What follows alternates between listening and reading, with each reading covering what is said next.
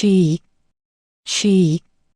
바람 소리가 낡은 창문 틈을 비집고 들어와 날카롭게 운다. 그 위로 겹쳐지는 또 다른 소리. 달그락, 챙, 차가운 쇠집게가 닿는 소리.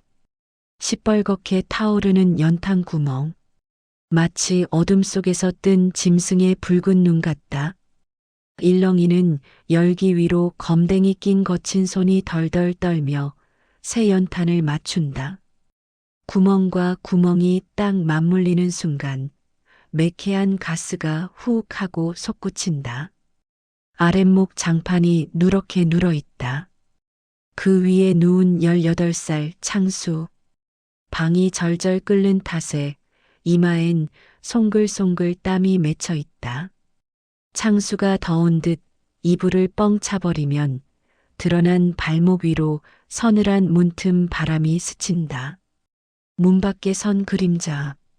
창수가 깰까봐 숨소리조차 죽인 채 문고리를 잡으려다 만다. 문풍지 너머로 마른 기침 소리가 입안에서 터지지 못하고 억눌린다. 끄.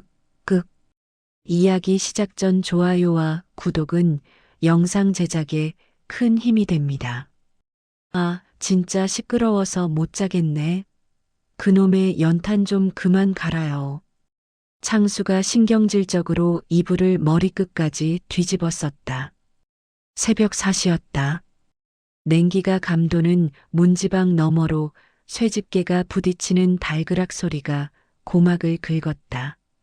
아랫목이 식지 않도록 밤새 불을 지키려는 아버지 동철의 인기척이었지만 고작 18살인 창수에게 그 소리는 단잠을 깨우는 소음 공해일 뿐이었다. 방문이 덜컹거리며 열리고 찬바람과 함께 매캐한 가스 냄새가 훅 끼쳐 들어왔다.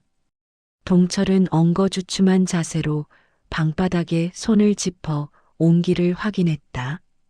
거칠고 투박한 손바닥이 창수의 발목 스치자 창수가 획 다리를 웅크리며 벽 쪽으로 돌아 누웠다. 문 좀 빨리 닫으라고요. 냄새 들어온다고. 창수의 날 선 타박에도 동철은 대꾸 없이 새 연탄을 집게로 집어들고 밖으로 나갔다. 낡은 러닝셔츠 바람에 동철이 기침을 쿨럭이자 등뼈가 앙상하게 튀어나왔다. 창수는 베개에 얼굴을 파묻으며 미간을 찌푸렸다. 기름 보일러 놓을 돈도 없어서 이 고생을 시키는 아버지가 그 새벽의 부산스러움이 방 안에 배어드는 싸구려 유황 냄새가 끔찍하게 싫었다. 창수가 학교 갈 채비를 하며 마루로 나왔다. 동철은 수도가에 쭈그리고 앉아 검댕이 묻은 손을 빨랫비누로 문지르고 있었다. 찬물에 퉁퉁 불어 터진 동철의 손가락 마디마디에는 씻겨나가지 않은 검은 때가 문신처럼 박혀 있었다. 창수는 깨끗하게 다림질된 교복 셔츠 소매를 걷어 올리며 아버지와 자신 사이에 보이지 않는 선을 그었다. 마루 한켠에는 다 타버린 연탄재가 허여멀건 속살을 드러낸 채 위태롭게 쌓여 있었다. 동철이 고개를 들어 창수를 보며 멋쩍게 웃었다. 눈가의 주름 사이로 하얀 눈곱이 끼어 있었다. 밥 먹고 가라. 국 데워놨다. 동철의 목소리는 밤새 들이마신 가스 탓인지 쇳소리가 섞여 갈라졌다. 창수는 동철의 낡은 회색 양말 뒤꿈치에 구멍이 난 것을 보았다. 꼬질꼬질한 내복 위로 덧입은 조끼는 보풀이 잔뜩 일어나 있었다. 창수는 식탁 위에 놓인 김이 나는 콩나물국을 흘깃 보고는 신발을 구겨 신었다. 됐어요. 냄새나서 밥맛 없어. 창수는 현관문을 쾅 닫고 나갔다. 유리창 너머로 동철이 젖은 손을 바지에 문지르며 멍하니 서 있는 모습이 어른거렸다. 12월의 한파가 몰아치던 밤이었다. 유리창이 덜덜 떨릴 정도로 바람이 매서웠다. 창수는 이어폰을 귀에 꽂고 문제집을 풀고 있었지만 거실에서 들려오는 동철의 기침 소리는 뚫고 들어왔다. 쿨럭, 쿨럭, 캑. 마른 기침은 시간이 지날수록 가래 끓는 소리로 변해갔다. 새벽 3시, 또다시 현관문이 열리는 소리가 났다. 창수는 독서실에서 늦게 와 이제 막 잠이 들려던 참이었다. 짜증이 머리끝까지 치솟았다. 뚜벅뚜벅 마당을 가로지르는 발소리. 챙, 챙. 연탄 아궁이 뚜껑을 여는 금속성 소음. 창수는 방문을 벌컥 열고 소리쳤다. 아, 제발 좀. 기침을 하질 말든가, 잠을 자지 말든가. 사람 피 말려 죽일 작정이에요? 어둠 속 마당 한가운데서 동철이 멈칫했다. 손에는 시벌겋게 타오르는 연탄이 들려 있었다. 눈보라가 동철의 희끗한 머리카락 위로 쏟아지고 있었다. 동철은 입을 꾹 다문 채 붉은 불덩이를 가슴 쪽으로 끌어당겼다.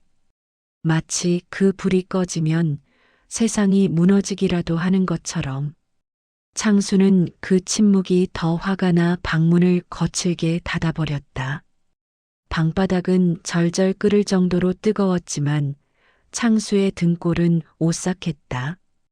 다음 날 아침 창수는 갈증에 잠이 깼다. 방 안은 찜질방처럼 후끈거렸다. 장판이 누렇게 눌어붙을 정도로 아랫목은 뜨거웠다. 물을 마시러 부엌으로 나가려던 창수는 현관 앞에 쓰러져 있는 동철을 발견했다. 아버지. 동철은 신발도 벗지 못한 채 마루 끝에 걸터 앉아 잠이 들어 있었다. 아니, 기절에 가까웠다. 창수가 다가가 동철의 어깨를 흔들자 힘없이 툭 떨어진 동철의 오른손이 눈에 들어왔다. 손등부터 손목까지 화상을 입은 듯 살같이 붉게 벗겨지고 물집이 잡혀 있었다. 그 옆 흙투성이 바닥에는 부러진 연탄 집게가 뒹굴고 있었다. 집게가 부러지는 순간 떨어지는 연탄을 맨손으로 받아낸 흔적이었다. 창수의 시선이 열린 현관문 틈으로 향했다. 눈 쌓인 마당, 연탄 아궁이 뚜껑은 반듯하게 닫혀 있었다. 그 위로 소복이 눈이 쌓이지 않은 동그란 자국이 보였다. 아버지는 손이 타들어가는 고통 속에서도 기어이 아궁이 뚜껑을 닫고 들어온 것이다. 아들의 방이 식을까봐. 아버지, 아버지, 일어나 봐요. 창수의 목소리가 떨렸다. 동철의 이마는 불덩이처럼 뜨거웠다. 밤새 터져나오던 기침 소리가 멈춘 건 기침할 힘조차 없었기 때문이었다. 창수는 동철을 업으려다 휘청거렸다. 아버지의 몸은 생각보다 훨씬 가볍고 앙상했다. 늘 커다란 벽처럼 느껴졌던 등은 뼈만 남아 딱딱했다. 응급실로 향하는 택시 안 창수는 동철의 화상 입은 손을 자신의 두 손으로 감쌌다. 차가운 새벽 공기 속에서 그 손만 기이할 정도로 뜨거웠다. 창수는 자신의 교복 바지 위로 느껴지는 그 열기에 숨이 막혔다. 냄새난다고 하지 말걸. 시끄럽다고 하지 말걸. 자신이 뱉어냈던 모진 말들이 비수가 되어 돌아왔다. 따뜻했던 방바닥은 아버지의 살점이 타들어간 대가였다. 창수는 동철의 가슴에 귀를 댔다. 그르렁거리는 숨소리가 끊어질 듯 이어졌다. 병원 복도의 하얀 형광등 아래서 창수는 자신의 깨끗한 손과 아버지의 검댕, 투성이 손을 번갈아 보며 입술을 깨물었다. 눈물이 볼을 타고 흘러 아버지의 검은 손등 위로 떨어졌다. 검은 얼룩이 눈물에 번져 회색으로 흘러내렸다. 30년이 흘렀다. 서울의 고급 아파트 거실. 40대 후반이 된 창수는 거실 벽면에 부착된 최신형 보일러 컨트롤러 앞에 서 있었다. 실내 온도 24도. 숫자는 선명한 주황색으로 빛나고 있었다. 창밖에는 30년 전 그날처럼 한방눈이 쏟아지고 있었다. 창수는 소파에 앉아 멍하니 창에 비친 자신의 얼굴을 바라보았다. 기름진 얼굴, 매끄러운 손, 고급 니트, 춥지도 냄새나지도 않는 완벽한 공간. 하지만 창수의 가슴 한구석에는 채워지지 않는 구멍이 뚫려 있었다. 창수는 베란다 창문을 활짝 열었다. 칼바람이 거실의 온기를 순식간에 집어삼켰다. 몸이 저절로 떨려왔다. 창수는 그 차가운 바람을 맞으며 눈을 감았다. 찬바람 속에 섞여 있는 겨울 냄새가 코끝을 스쳤다. 하지만 그 어디에도 매캐한 연탄 가스 냄새는 없었다. 아버지.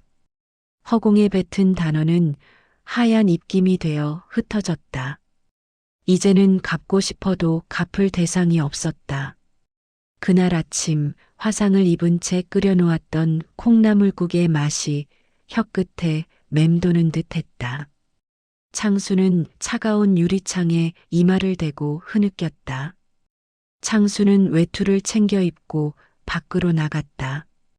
지하 주차장이 아닌 아파트 단지 밖 상가 뒤편의 낡은 골목길로 향했다. 재개발을 앞두고 있어 아직 연탄을 떼는 집들이 몇 채 남아있는 동네였다. 눈 덮인 골목 어귀, 어느 집 담벼락 아래에 다 탄 연탄재가 쌓여 있었다. 창수는 그 앞에 쭈그리고 앉았다. 하얗게 변해버린 연탄재. 자신의 몸을 다 태워 누군가의 방을 데우고 끝내 하얀 껍데기만 남은 아버지의 생애와 닮아 있었다. 창수는 장갑을 벗고 맨손으로 차가운 연탄재를 만져보았다. 부스스 부서지는 감촉. 그는 주머니에서 지갑을 꺼냈다. 빳빳한 지폐 몇 장을 꺼내려다 멈췄다. 대신 근처 철물점으로 뛰어갔다. 잠시 후 창수는 새 연탄 한 장과 집게를 사들고 나왔다.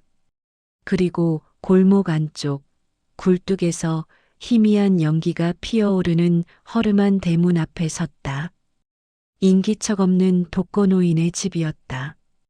창수는 대문 앞에 조용히 연탄을 내려놓았다.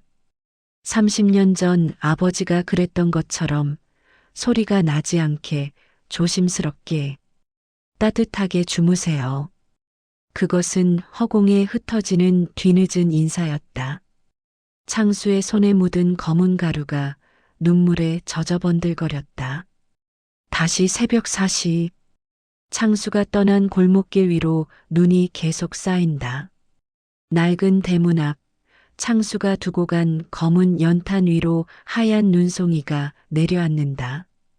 골목 안쪽 어느 집 굴뚝에서 붉은 불티 하나가 바람을 타고 날아오른다. 가로등 불빛 아래 춤추듯 날리던 불티는 차가운 밤 공기 속에서 잠시 붉게 빛나다 이내 사그라든다. 고요한 골목에는 누군가의 아랫목이 식지 않기를 바라는 맵고도 아린 겨울 냄새만 낮게 깔려 있다. 보일러 버튼 하나로 24도를 맞추는 지금, 우리는 왜 그 시절 아랫목의 투박한 뜨거움이 그리울까요? 어쩌면 우리가 진짜 그리워하는 건 온도가 아니라 그 안에 담긴 마음일지도 모릅니다. 당신의 인생에도 당신을 위해 기꺼이 자신을 태워버린 연탄 같은 사람이 있었나요? 그 하얀 재가 다 흩어지기 전에 오늘은 안부를 물어보는 건 어떨까요? 오늘의 사연 정류장이었습니다. 당신의 하루에 조금이라도 따뜻한 여운이 남았다면 다음 이야기도 함께 해주세요.